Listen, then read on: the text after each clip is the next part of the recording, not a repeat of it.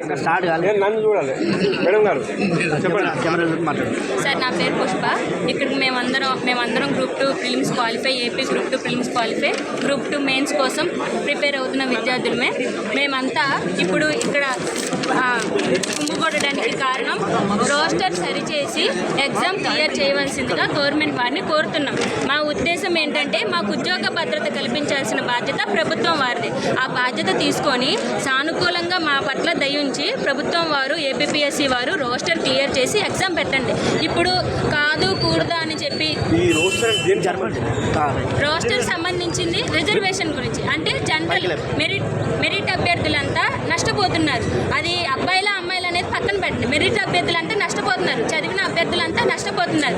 చదివిన వాళ్ళందరికీ న్యాయం చేయండి. 77 ప్రకారం రోస్టర్ లేదు. ఆ 77 ప్రకారం రోస్టర్ని సరిచేసి, జీవో నెంబర్ 77 ప్రకారం రోస్టర్ని సరిచేసి మాకు కోర్టు వారికి నివేదించి మాకు అప్పుడు రోస్టర్ క్లియర్ చేసి మాకు ఎగ్జామ్ పెట్టాల్సిందిగా అభ్యర్థిస్తున్నాం. కాదు కూడదని ఇలాగే మొండి వైఖరితో ప్రభుత్వం 23న ఎగ్జామ్ నిర్వహించేటట్టయితే తీసుకుంటాం. మీరు కొడతారు, మేము తీసుకుంటాం.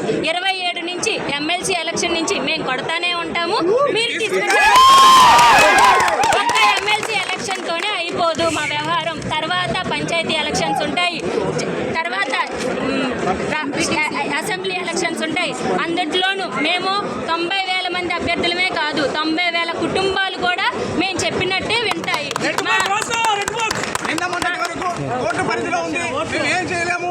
తర్వాత